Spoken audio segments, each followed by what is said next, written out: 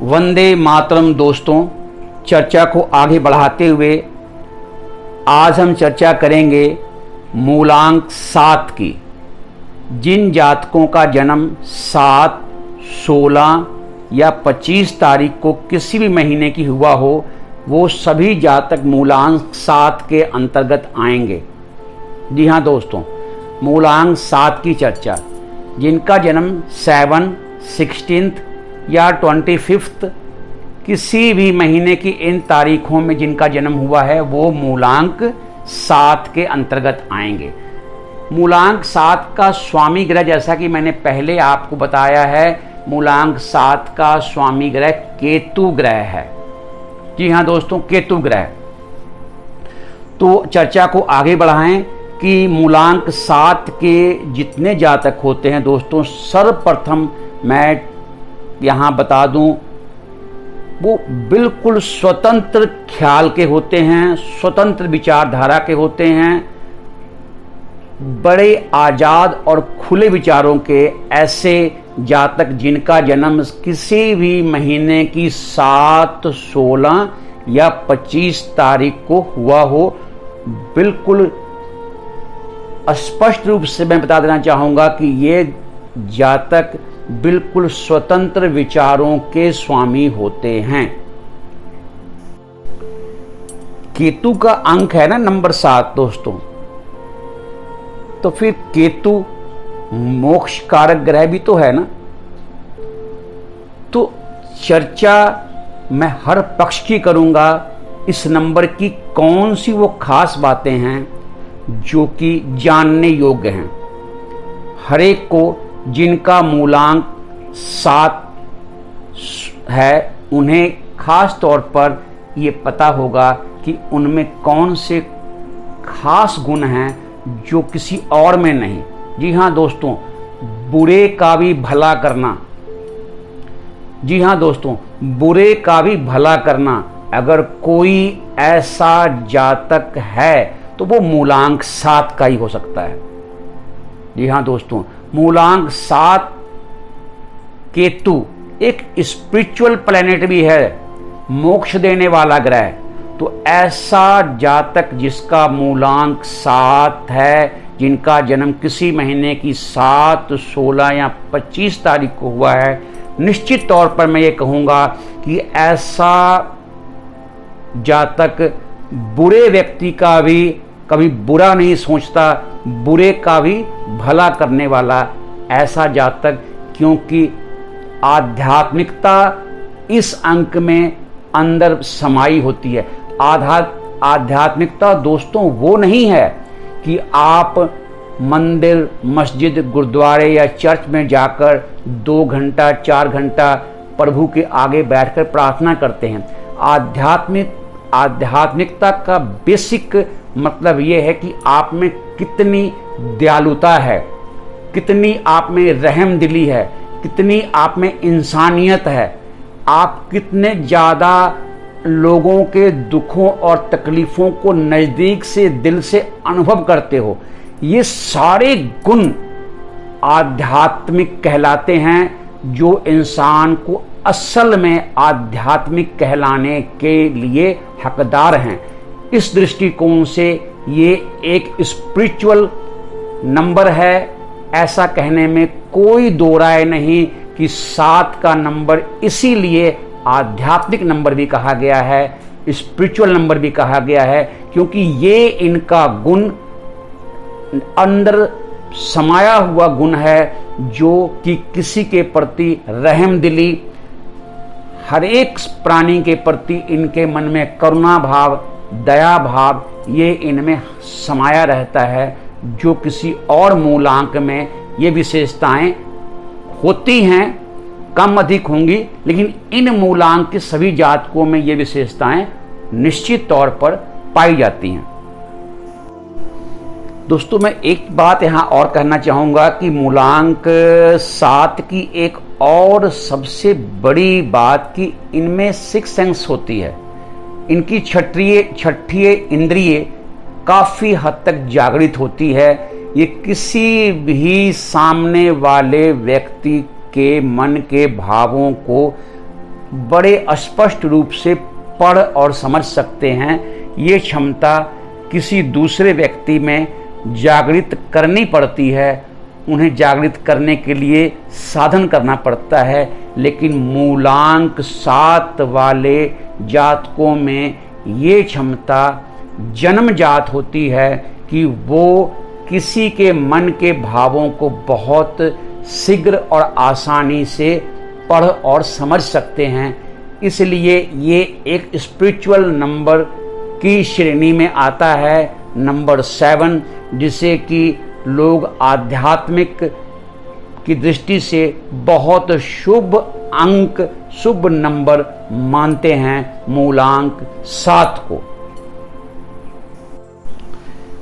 धन को किस प्रकार से कमाना है, धन को किस तरीके से पैदा करना है, मैं तो ये कहूंगा, लफ्ज इस्तेमाल करूंगा 7 मूलांक वालों के लिए। धन को किस तरीके से पैदा करना है, इन्हें बहुत अच्छी तरीके से आता है।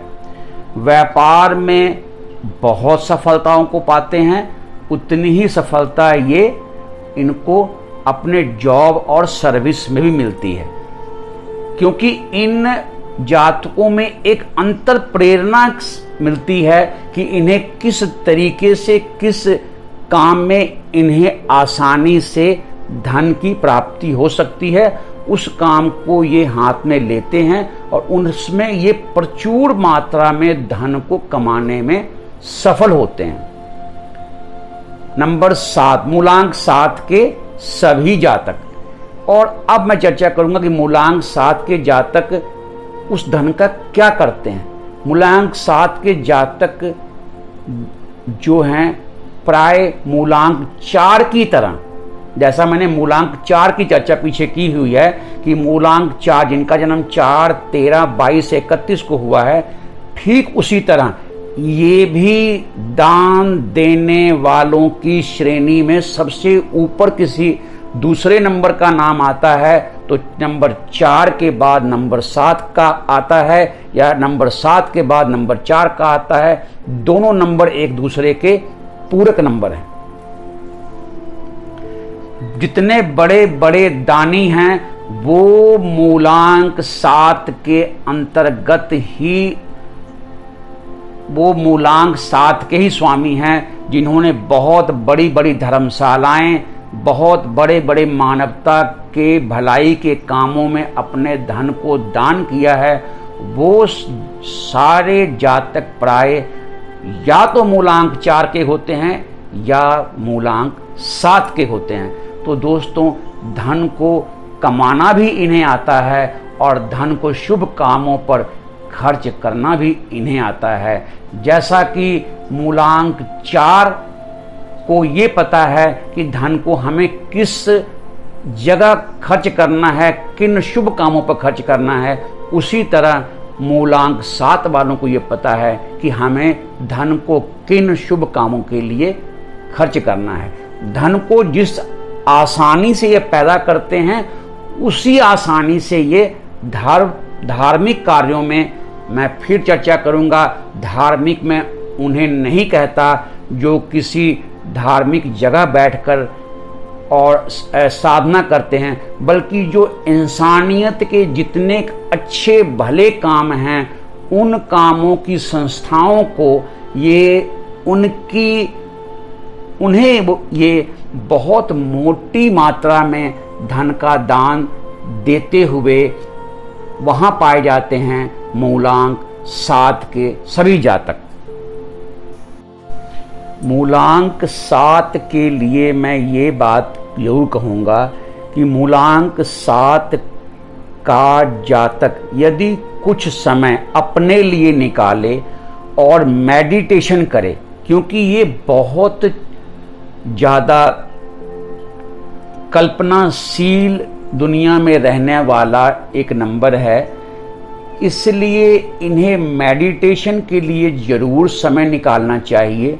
और अगर ये मेडिटेशन के लिए समय निकाल सकें और दुर्व्यसनों से, मदिरा पान से दूर रह सकें, तो इन ये अपने जीवन में बहुत ही ऊंचाइयों को, अपने नाम और यश और कीर्ति को फैलाने वाला ऐसा जातक होता है जो मूलांक 7 का जातक होता है। दोस्तों, ये बहुत ज़्यादा मानसिक योजनाएं बनाते हैं और मानसिक योजनाएं इनकी फलीभूत भी बहुत सही तरीके से होती हैं। ये अपने मस्तिष्क का इस्तेमाल बहुत ज़्यादा करते हैं, इसलिए बहुत शीघ्र ही ये डिप्रेशन के भी शिकार हो जाते हैं। तो मेरी एक सावधानी इन्हें जरूर बतानी ये बनती है कि ऐसे सभी जातक जिनका मूलांक 7 के अंतर्गत जन्म हुआ है, वो मेडिटेशन को लाइफ में जरूर अपना एक अभिन्न अंग बना लें।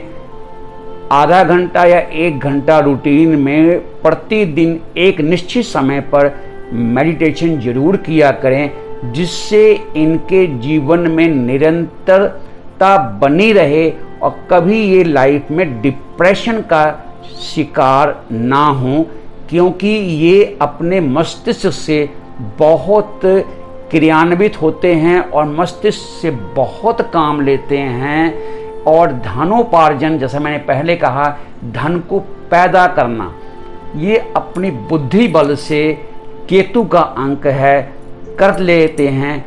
इसलिए अपनी बुद्धि का बहुत ज़्यादा इस्तेमाल करना इनके शरीर पर उसका दुष्परिणाम ये होता है कि इन्हें मस्तिष्क के रोग होने की संभावना बनी रहती है।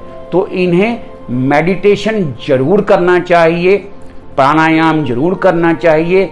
इन चीज़ों को अपने जीवन में शामिल करें और मदिरा पान से बिल्कुल दृढ़ संकल्प के साथ ये दूर रहें, तो ये जीवन में कभी भी डिप्रेशन के शिकार नहीं होंगे और एक बहुत ही अच्छी जिंदगी दुनिया में नाम और यश के साथ इनकी बीतती है। और धन का बहुत सुंदर तरीके से कमाना और उस धन को सही तरीके से सही जगह खर्च करना, इनसे अच्छा कोई नहीं कर सकता। जैसा कि मूलांक 4 वाले करते हैं, वैसा ही मूलांक 7 वाले को करते हुए देखा जाता है। मूलांक 7 वालों की एक खास विशेषता दोस्तों ये है कि ये घूमने फिरने के बहुत शौकीन होते हैं। घूमना फिरना इनके जीवन का एक महत्वपूर्ण हिस्सा होता है और इसलिए ये अपने जीवन को पूरे मौलिक रूप से जीवन जीने की इनकी इच्छा भी होती है और जीते भी हैं। अब मैं चर्चा करूंगा कि मूलांक 7 के जिनका जन्म हुआ है वो स्त्रियां, वो फीमेल कैटेगरी जो हैं वो मूलांक 7 की, जिनका जन्म 7, 16, 25 को हुआ है, वो युवतियां, उनका विवाह निश्चित तौर पर अपने घर से बहुत ऊंचे घर में होता है। ये एक निश्चय है और ऐसा मूलांक 7 की सभी जितनी भी फीमेल कैटेगरी में आती हैं, जितनी भी युवतियां आती हैं, उनका विवाह निश्चित तौर पर ऊंचे घरानों में ही होता है। मूलांक 7 की दोस्तों ये चर्चा मैंने की। अब मैं चर्चा करूंगा कि मूलांक 7 के लिए कौन से दिन शुभ हैं और कौन सा रत्न इनके लिए शुभ हो सकता है। उसके पहले मैं थोड़ी सी चर्चा कर दूं कि ये इनका स्वास्थ्य का, जैसा मैंने पीछे कहा कि एक तो ये मेडिटेशन करें जिससे कि इनका स्वास्थ्य, मानसिक स्वास्थ्य ठीक रहे। दूसरा जो है ये अपने लंग्स का, फेफड़ों का जरूर ध्यान रखें।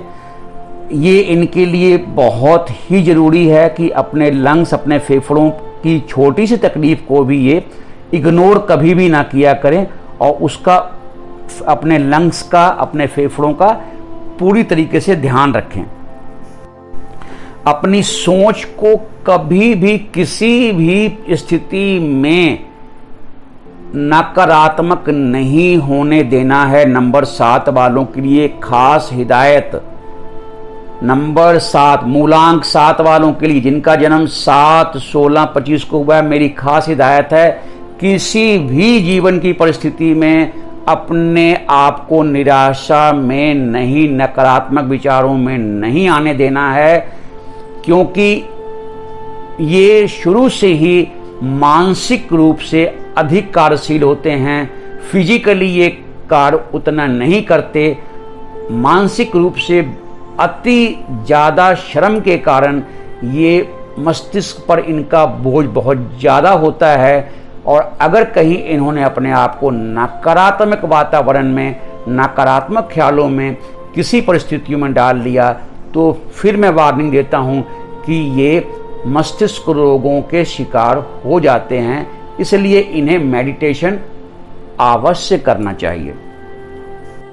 दोस्तों, चर्चा एक बहुत सुंदर जगह पर आकर रुकी है, जो मुझे अभी एक मन में विचार आया कि कोई ऐसा भी नंबर है जो इसका शत्रु नंबर है, क्योंकि मैंने पहले कहा नंबर 7 स्पिरिचुअल प्लैनेट है।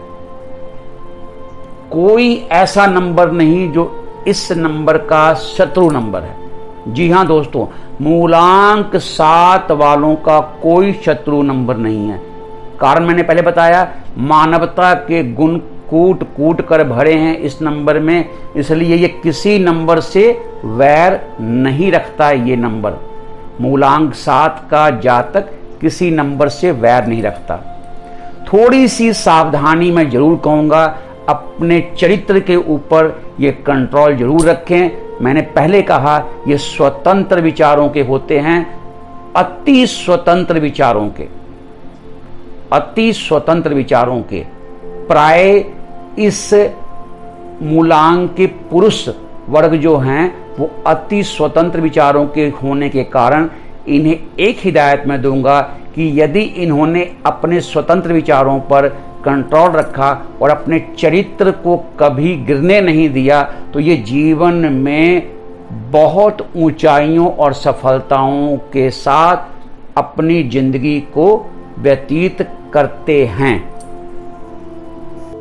दोस्तों, जैसा कि मैंने पहले बताया कि मूलांक 4 के लिए राहु का लोग नग तो गोमित बताते हैं, गोमित पहनना चाहिए, लेकिन मैंने वहाँ मोती बताया था नंबर 4 वालों के लिए। उसी तरह यहाँ नंबर 7 वालों के लिए लोगों ने कहना है केतु का रतन लहसुनिया, लेकिन मैं यहाँ सजेस्ट करूँगा मोती। जैसे मैंने नंबर 4 के लिए कहा था, उसी प्रकार मैं आज नंबर 7 के लिए कहूँगा।